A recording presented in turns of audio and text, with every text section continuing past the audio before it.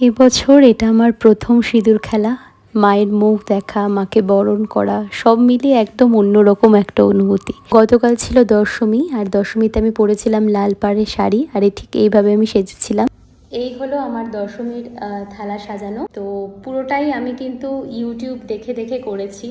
আমি জানি না কিভাবে কি করতে হয়, যতটুকু পেরেছি আমি করেছি। আর পানের খিলিগুলো কিন্তু আমার বর বানিয়ে দিয়েছে, যেহেতু পানের খিলি বানাতে পারি না। আর কেমন লাগছে আমাকে, আমি আজকে লাল পাড় শাড়ি পরেছি, আর আমার বড় কিন্তু পাঞ্জাবি পরেছে। এখানে দেখো আমি বরণ ডালা সাজিয়ে নিয়েছি। আমি এখানে মাকে বরণ করার জন্য ফুল, বেলপাতা, দূর্বা, ধান, আতপ চাল, 1 টাকার কয়েন, পানির খিলি, সিঁদুর, প্রদীপ, মিষ্টি আর খাবার জল আর মাকে বরণ করার জন্য পানের পাতা নিয়ে তৈরি হয়েছি। আমরা এখন বেরিয়ে পড়লাম, আর একদম বাড়ির সামনে ছিল, তাই বেশিক্ষণ সময় লাগেনি।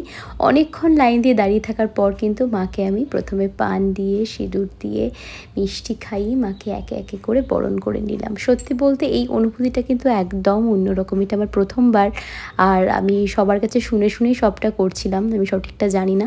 আর বাইরে এসে আমি এখানে আয়না দিয়ে মাকে দেখে নিলাম। তারপর শুরু হয়ে গেল আমাদের সিঁদুর খেলা।